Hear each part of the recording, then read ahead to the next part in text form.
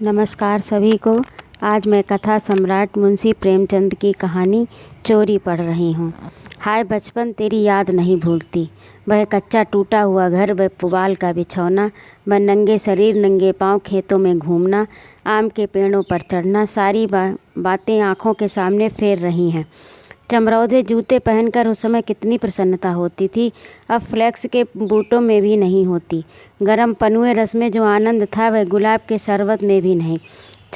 चबेने और कच्चे बेरों में जो रस था वह अब अंगूर तथा खीर सोहन में भी नहीं मिलता। मैं अपने चचेरे भाई हलधर के साथ दूसरे देहात में एक मौलवी साहब के यहाँ पढ़ने जाया करता था। मेरी आयु 8 साल की थी। हलधर अब वह स्वर्ग में निवास कर रहे हैं, मुझसे 2 वर्ष जेठे थे। हम दोनों प्रातःकाल बासी रोटियां खा दोपहर के लिए मटर और जौ का चबेना लेकर चल देते थे। फिर तो पूरा दिन अपना था। मौलवी साहब के यहाँ कोई हाजिरी का रजिस्टर तो था नहीं तथा न गैर हाजिरी का जुर्माना ही देना पड़ता था। फिर भय किस बात का। कभी रेलवे स्टेशन की ओर निकल जाते और गाड़ियों की बहार देखते। गाड़ियों के वक्त का जितना ज्ञान हमको था उतना शायद टाइम टेबल को भी नहीं था। रास्ते में शहर के महाजन ने एक बाग लगवाना प्रारंभ किया था। वहाँ एक कुआं खुद रहा था। वह भी हमारे लिए एक दिलचस्प तमाशा था। बूढ़ा माली हमें अपनी झोपड़ी में बड़े प्यार से बैठाता था। हम उससे झगड़ झगड़ कर उसका काम करते। कहीं बाल्टी लिए पौधों को सींच रहे हैं, कहीं खुरपी से क्यारियाँ खोद रहे हैं और कहीं कैंची से बेलों की पत्तियाँ काट रहे हैं। उन कार्यों में कितना आनंद था। माली बाल प्रकृति का पंडित था। हमसे काम लेता पर इस तरह मानो हमारे ऊपर कोई एहसान कर रहा है। जितना काम वह दिन भर में करता हम घंटे में निपटा देते। अब वह माली नहीं है किंतु बाग हरा भरा है। उसके पास से होकर गुजरता हूँ तो जी चाहता है कि उन पेड़ों को गले मिलकर रोऊं और कहूँ, प्यारे तुम मुझे भूल गए मगर मैं तुम्हें नहीं भूला। मेरे दिल में तुम्हारी याद अभी तक हरी है, उतनी ही हरी जितने तुम्हारे पत्ते। निस्वार्थ प्यार के तुम जीते जागते स्वरूप हो। कभी कभी हम हफ्तों गैर हाजिर रहते मगर मौलवी साहब से ऐसा बहाना कर देते कि उनकी चढ़ी हुई त्योरियां उतर जाती। उतनी कल्पना शक्ति आज होती तो ऐसा उपन्यास लिख मारता कि लोग हैरान रह जाते। अब तो यह है कि बहुत सिर खपाने के पश्चात कोई कहानी सूझती। खैर हमारे मौलवी साहब दर्जी थे। मौलवीगिरी सिर्फ शौक से करते थे। हम दोनों भाई अपने गांव के कुर्मी कुम्हारों में उनकी खूब बड़ाई करते थे। यूँ कहिए कि हम मौलवी साहब के सफरी एजेंट थे। हमारे उद्योग से जब मौलवी साहब को कुछ कार्य मिल जाता तो हम फूले न समाते। जिस रोज़ कोई अच्छा बहाना न सूझता मौलवी साहब के लिए कोई न कोई सौगात ले जाते। कभी सेर आधा सेर फलियाँ तोड़ लें तो कभी 10-5 ऊख, कभी जौ अथवा गेहूं की हरी भरी बालें ले ली। उन सौगातों को देखते ही मौलवी साहब का गुस्सा शांत हो जाता। जब इन चीज़ों की फसल ना होती तो हम सज़ा से बचने का कोई और उपाय सोचते। मौलवी साहब को चिड़ियों का चाव था। मकतब में श्यामा, बुलबुल, दहियल और तथा चंडूलों के पिंजरे लटकते रहते थे। हमें सबक याद हो अथवा ना हो पर चिड़ियों को याद हो जाते थे। हमारे साथ ही बेबी पढ़ा करती थी। इन चिड़ियों के लिए बेसन पीसने में हम लोग बड़ा उत्साह दिखाते थे। मौलवी साहब सब लड़कों को पतंगे पकड़ लाने की ताकीद करते रहते थे। इन चिड़ियों की पतंगों में खास रुचि थी। कभी कभी हमारी बला पतंगों ही के सिर चली जाती। उसका बलिदान करके हम मौलवी साहब के रौद्र रूप को खुश कर लिया करते थे। एक दिन प्रातःकाल हम दोनों भाई तालाब में मुँह धोने गए। हलधर ने कोई सफ़ेद सी चीज़ मुट्ठी में लेकर दिखाई। मैंने लपक कर मुट्ठी खोली तो उसमें 1 रुपया था। हैरान होकर पूछा, ये रुपया तुम्हें कहाँ मिला? हलधर, अम्मा ने ताक पर रखा था, खाट खड़ी करके निकाल लाया। मकान में कोई संदूक या अलमारी तो थी नहीं। रुपए पैसे कूचे ताक पर रख दिए जाते थे। एक रोज़ पहले चाचा जी ने सन बेचा था, उसी के रुपए जमींदार को देने के लिए रखे हुए थे। हलधर को न जाने क्यों कर पता चल गया। जब घर के सब लोग काम धंधे में लग गए तो अपनी चारपाई खड़ी की और उस पर चढ़कर 1 रुपया निकाल लिया। उस समय तक हमने कभी रुपया छुआ तक न था। वह रुपया देखकर आनंद और डर की जो तरंगे दिल में उठी थे वे अभी तक याद हैं। हमारे लिए 1 रुपया एक अलभ्य चीज़ थी। मौलवी साहब को हमारे यहाँ से सिर्फ 12 आने मिला करते थे। माह के अंत में चचा जी खुद आकर पैसे दे जाते थे। भला कौन हमारे गर्व का अंदाज कर सकता था, लेकिन मार का भय आनंद में विघ्न डाल रहा था। रुपए अगणित थे नहीं। चोरी का खुल जाना पानी हुई बात थी। चचा जी के गुस्से का भी मुझे तो नहीं, हलधर को प्रत्यक्ष अनुभव हो चुका था। हलधर को प्रत्यक्ष अनुभव हो चुका था। यूं उनसे ज़्यादा सीधा साधा व्यक्ति दुनिया में न था। चची ने उनकी रक्षा का भार सिर पर न लिया होता तो कोई बनिया उन्हें बाजार में बेच सकता था, पर जब गुस्सा आता है तो फिर उन्हें कुछ नहीं सूझता। और तो और चची भी उनके क्रोध का सामना करते डरती थी। हम दोनों ने कई मिनट तक इन्हीं बातों पर विचार किया। आखिर में यही तय हुआ कि आई हुई लक्ष्मी को न जाने देना चाहिए। एक तो हमारे ऊपर शक होगा ही नहीं, अगर हुआ भी तो हम साफ इनकार कर जाएंगे, कहेंगे हम रुपया लेकर क्या करते। थोड़ा सोच विचार कर तो ये निश्चय पलट जाता कि ये बीभत्स लीला न होती तो आगे चलकर हुई, पर उस समय हमें शांति से विचार करने की क्षमता ही नहीं थी। मुंह हाथ धोकर हम दोनों घर आए तथा डरते डरते अंदर कदम रखा। अगर कहीं समय तलाशी की नौबत आई तो फिर भगवान ही मालिक है। लेकिन सब लोग अपना अपना काम कर रहे थे, कोई हमसे ना बोला। हमने नाश्ता भी ना किया, चबेना भी नहीं लिया। किताब बगल में दबाई और मदरसे का रास्ता लिया। बरसात के दिन थे, आसमान पर बादल छाए हुए थे। हम दोनों खुश खुश मकतब चले जा रहे थे।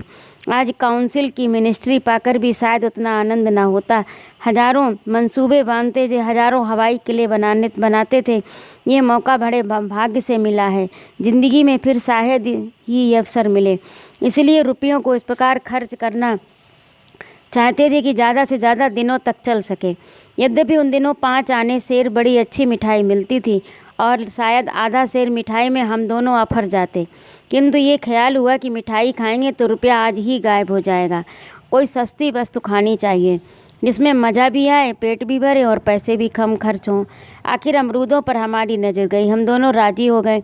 2 पैसे के अमरूद लिए, सस्ता वक्त था। बड़े बड़े 12 अमरूद लिए। हम दोनों के कुर्तों के दामन भर गए।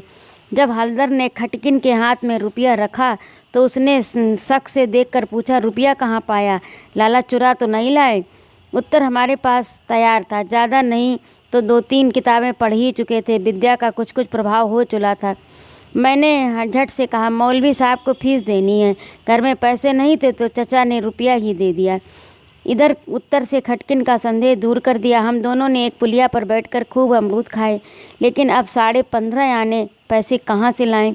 1 रुपया छिपा लेना इतना कठिन काम न था। पैसों का ढेर कहाँ छिपाते? न कमर में इतनी जगह थी, न जेब में इतनी गुंजाइश। उन्हें अपने पास रखना चोरी का ढिंढोरा पीटना था। बहुत सोचने के पश्चात निश्चय किया कि 12 आने मौलवी साहब को दे दिए जाए, बाकी 3.5 आने की मिठाई उड़े। ये फैसला करके हम लोग मकतब पहुँचे। आज कई रोज के बाद गए। मौलवी साहब ने बिगड़ कर पूछा, इतने दिन कहाँ थे? मैंने कहा, मौलवी साहब घर में गमी हो गई। ये कहते कहते 12 आने उनके सम्मुख रख दिए। फिर क्या पूछना था? पैसे देखते ही मौलवी साहब की बाँछें खिल गईं। महीना समाप्त होने में अभी कई दिन बाकी थे। साधारणतः महीना चढ़ जाने तथा बार बार तकाजे करने पर कहीं पैसे मिलते थे। अब कितनी जल्दी पैसे पाकर उनका प्रसन्न होना स्वाभाविक बात न थी। हमने ये अन्य लड़कों की तरफ सगर्भ नेत्रों से देखा, मानो कह रहे हो, एक तुम हो कि मांगने पर भी पैसे नहीं देते, एक हम हैं कि पेशगी देते हैं। अब हम सभी सबक पढ़ रहे थे। पता चला आज तालाब का मेला है, दोपहर में छुट्टी हो जाएगी। मौलवी साहब मेले में बुलबुल लड़ाने जाएंगे। ये सूचना सुनते ही हमारी प्रसन्नता का ठिकाना न रहा। 12 आने तो बैंक में जमा ही कर चुके थे। 3.5 आने में मेला देखने की ठहरी। खूब बाहर रहेगी, आनंद से रेवड़ियाँ खाएंगे, गोल गप्पे उड़ाएंगे, झूले पर चढ़ेंगे, शाम को घर पहुँचेंगे। लेकिन मौलवी साहब ने एक कड़ी शर्त ये लगा दी कि सब लड़के छुट्टी के पूर्व अपना अपना सबक सुना दें। जो सबक ना सुना सकेगा उसे छुट्टी नहीं मिलेगी। परिणाम ये हुआ कि मुझे तो छुट्टी मिल गई, पर हलधर कैद कर लिए गए तथा कई लड़कों ने भी सबक सुना दिए थे। वे सभी मेला देखने चल पड़े। मैं भी उनके साथ हो लिया। मेरे पास ही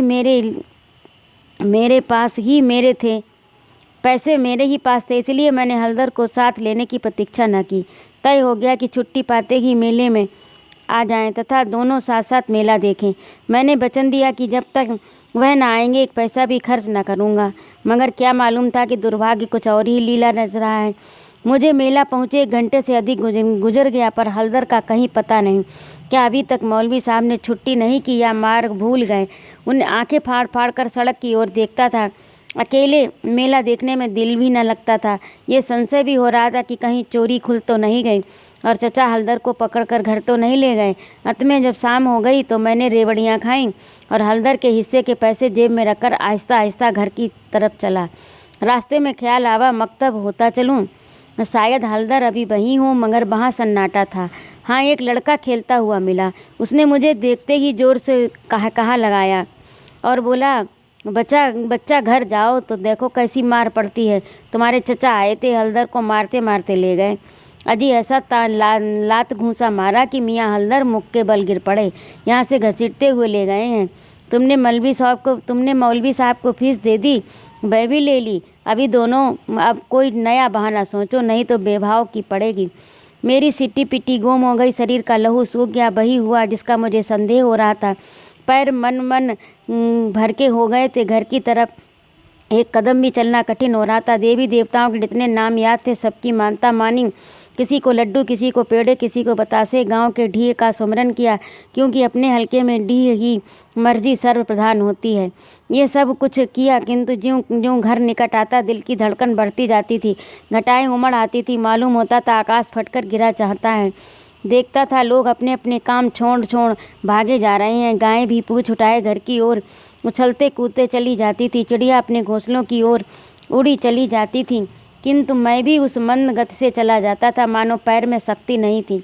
दिल चाहता था जोर का बुखार चढ़ाए या कहीं चोट लग जाए, लेकिन कहने से धोबी गधे पर नहीं चढ़ता, बुलाने से मृत्यु नहीं आई। बीमारी का तो कहना ही क्या, कुछ न कुछ हुआ।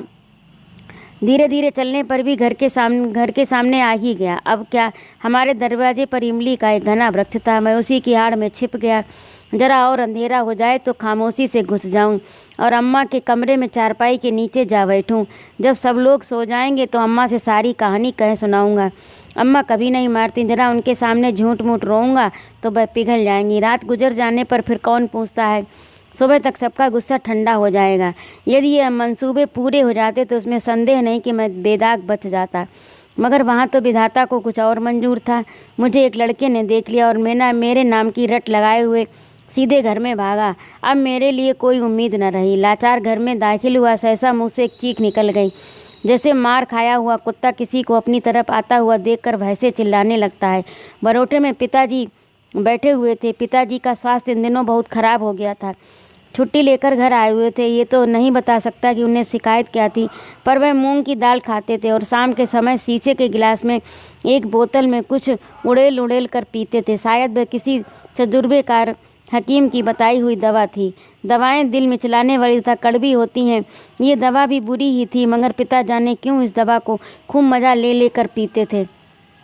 हम जो दवा पीते हैं तो नेत्र बंद करके एक ही घूंट में गटक जाते हैं, पर शायद इस दवा का प्रभाव धीरे धीरे पीने में ही होता हो। पिताजी के पास गांव के 2-3-4 कभी 4-5 और रोगी भी एकत्रित हो जाते और घंटों दवा पीते रहते। इस वक्त भी वे दवा पी रहे थे। रोगियों की मंडली जमा थी। मुझे देखते ही पिताजी ने लाल लाल नेत्र करके पूछा, कहाँ थे अब तक? मैंने दबी जुबान से कहा, कहीं तो नहीं, अब चोरी की आदत सीख रहा है। बोला, तूने रुपया चुराया है कि नहीं? मेरी जबान बंद हो गई। मैं सामने नंगी तलवार नाच रही थी। अल्फाज भी निकलते हुए डरते थे। पिताजी ने जोर से डांट कर कहा, बोलता क्यों नहीं? तूने रुपया चुराया है कि नहीं? मैंने जान पर खेल कर कहा। मैंने कहा, मुख से पूरी बात भी ना निकलवाई थी कि पिताजी विकराल रूप धारण किए, दांत पीसते झपट कर उठे और हाथ उठाए मेरी तरफ चले। मैं जोर से चिल्लाकर रोने लगा। ऐसे रोना चिल्लाना सुनकर पिताजी भी भयभीत हो गए। उनका हाथ उठा ही रह गया। शायद समझे कि जब कभी इसकी ये स्थिति है तब तमाचा पड़ने पर कहीं इसकी जान ही न निकल जाए। मैंने जो देखा कि मेरी हिकमत कार्य कर गई और भी गला फाड़ कर रोने लगा। इतने में मंडली के 2-3 व्यक्तियों ने पिता को पकड़ लिया, मेरी ओर संकेत किया, भाग जा। बच्चे ऐसे मौके पर और भी मचल जाते हैं और बेकार मार खा जाते हैं। मैंने बुद्धिमानी से काम लिया, लेकिन अंदर का नज़ारा इससे भी भयंकर था। मेरा तो खून सर्द हो गया। हलदर के दोनों हाथ एक खंभे से बंधे थे। सारी देह धूल दूषित हो रही थी तथा वह अभी तक सिसक रहे थे। शायद वह आंगन भर में लौटे थे। ऐसा प्रतीत हुआ कि पूरा आंगन उनके आंसुओं से भर गया है। चची हलदर को डांट रही थी। अम्मा बैठी मसाला पीस रही थी। सबसे पहले मुझे पर चची की दृष्टि पड़ी। बोली, लो ये बहवी आ गया। क्यों रे, रुपया तूने चुराया था कि इसने चुराया? मैंने निशंक होकर बताया, हलदर ने। अम्मा बोली, यदि उसी ने चुराया है तो तूने घर आकर किसी से क्यों नहीं कहा? अब झूठ बोले बिना बचना मुश्किल था। मैं तो समझता हूँ कि जब आदमी को जान का खतरा है तो झूठ बोलना पाप है। हलदर मार खाने के आदी थे। 2-4 घूंसे और पड़ने से उनका कुछ नहीं बिगड़ सकता था। मैंने मार कभी ना खाई थी, मेरी तो 2 ही घूंसों में काम तमाम हो जाता। फिर हलदर ने भी अपने को बचाने के लिए मुझे फंसाने की कोशिश की। नहीं तो चची मुझसे ये क्यों पूछती, रुपया तूने चुराया अथवा हलदर ने? किसी भी सिद्धांत से मेरा झूठ बोलना इस समय स्तुत्य नहीं तो क्षम्य अवश्य था। मैंने छूटते हुए कहा, हलदर कहते थे किसी से बताया तो मार ही डालूंगा। अम्मा देखा वही बात निकली। नहीं, मैं तो कहती थी कि बच्चा की ऐसी आदत नहीं है, पैसा तो मैं हाथ में छूता ही नहीं, किंतु सब लोग मुझी को उल्लू बनाने लगे। हलदर, मैंने तुमसे तब कहा था कि बताओगे तो मारूंगा मैं, वहीं ताल के किनारे तो। हलदर, अम्मा ये बिल्कुल झूठे हैं। चची झूठ नहीं सच है। झूठा तो तू है और तो सारा दुनिया सच्ची है, और तो सारी दुनिया सच्ची है। तेरा नाम निकल गया है ना। तेरे पिता नौकरी करते हैं, बाहर से रुपया कमा लाते हैं, 4 जने उसे भला व्यक्ति कहते हैं, और तो तू भी सच्चा होता। अब तो तू ही झूठा है। जिसके भाग्य में मिठाई लिखी उसने मिठाई खाई, तेरी किस्मत में तो लात खाना ही लिखा था। ये कहते हुए चची ने हलदर को खोल दिया और हाथ पकड़कर अंदर ले गई। मेरे संबंध में स्नेहपूर्ण आलोचना करके अम्मा ने पांसा पलट दिया, नहीं तो अभी बेचारे पर न जाने कितनी मार पड़ती। मैंने अम्मा के निकट बैठकर अपनी निर्दोषता का खूब राग अलापा। मेरी सरल हृदया माता मुझे सत्य का अवतार समझती थी। उन्हें पूरा यकीन हो गया कि सारा अपराध हलदर का है। एक क्षण बाद मैं गुड़ चना लेकर कोठरी से बाहर निकला। हलदर भी उसी समय चिवड़ा खाते हुए बाहर निकले। हम दोनों साथ साथ बाहर आए तथा अपनी अपनी बीती सुनाने लगे। मेरी कहानी सुखमय थी, हलदर की दुखमय, मगर अंत दोनों का एक ही था, गुड़ और चबेना। तो ये थी मुंशी प्रेमचंद की कहानी चोरी। आप लोगों को कैसी लगी कृपया कमेंट करके बताइएगा।